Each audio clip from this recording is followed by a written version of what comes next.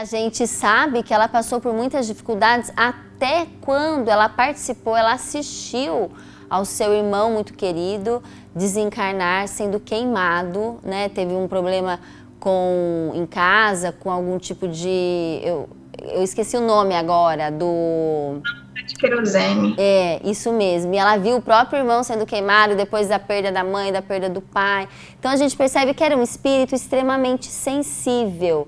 E quando você falou que as poesias, né, o pensamento da morte era muito constante nas suas poesias, é porque domina as poesias dela, é porque de fato ela passou por muitas experiências traumáticas relacionadas à morte. E a gente percebe que é um espírito resignado.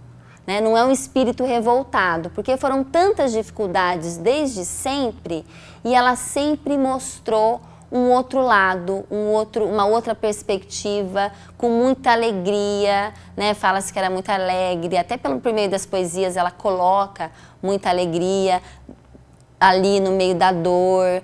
Como que a gente pode enxergar esse espírito? É um espírito em expiação? Qual que é a sua análise pessoal? Ou talvez é um espírito que veio trazer testemunho? Eu acho que todo mundo que está aqui no planeta Terra, de alguma maneira, tem algo a colaborar, né? Alguns espíritos colaboram passando por provas que servem como testemunhos, grandes testemunhos mesmo, para aqueles que os circundam. Claro que pode ter também uma parcela de reparação, né? Em razão das coisas aí que a gente já viveu em outras existências, mas acho que o mais importante é a gente olhar para aquilo que foi deixado como testemunho, né? E que foi algo que a Alta fez desde muito nova, desde muito pequena. Então, como você mesma lembrou, e a gente precisa ressaltar nesse programa, né?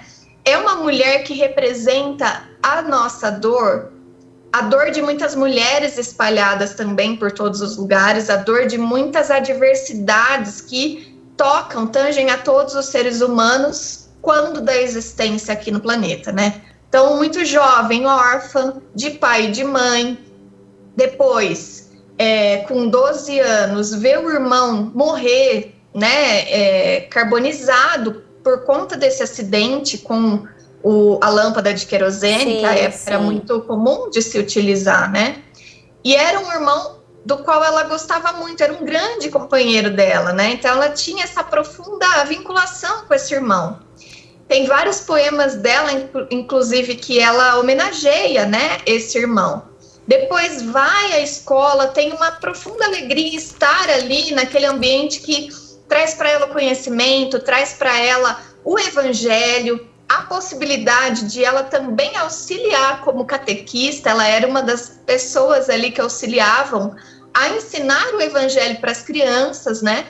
Até que ela, mais uma vez, sofre um golpe da vida, né? Que é a própria doença. Sim. Ela é diagnosticada ali por volta dos 14 anos com tuberculose, que é a mesma doença que levou os pais, né?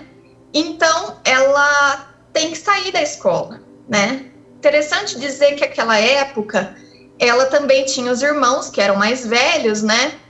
Que foram até políticos no Rio Grande do Norte, pessoas ali que tiveram uma atuação grande na sociedade daquele momento e que, de alguma maneira, zelavam também por ela, além da avó que a acompanhou durante todo esse tempo de vida, né? E quando ela é diagnosticada com tuberculose, ela é levada pela avó a voltar para o interior do Rio Grande do Norte, lá para a cidade onde ela nasceu, em Macaíba, porque naquela época se acreditava que em lugares assim com um ambiente mais natural, com mais natureza, era melhor para a recuperação. Ela passou por diversos médicos, mas não teve sucesso nos seus tratamentos. Então ela foi marcada por várias perdas, como tantas pessoas e tantas mulheres são marcadas por várias perdas, né? E uma das perdas que eu acho que, talvez de muitas, né, foi uma que me tocou muito. Quando ela tem 20 anos, ela conhece João Leopoldo da Silva Loureiro.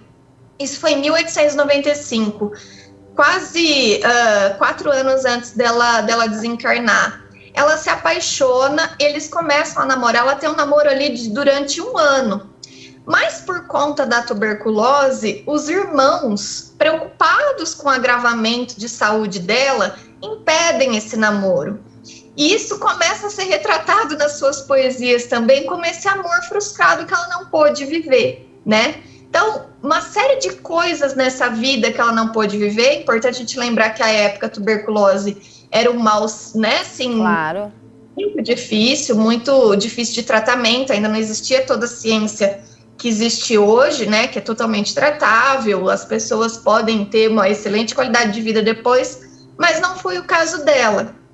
E aí, como a arte foi esse elemento, e a gente sabe que a arte ela é um instrumento de conexão entre a Terra e o mundo espiritual, né? E ela realmente fez disso o seu consolo, fez disso o testemunho da sua resignação e da sua fé, da sua esperança que aquelas adversidades poderiam ser consoladas por algo maior.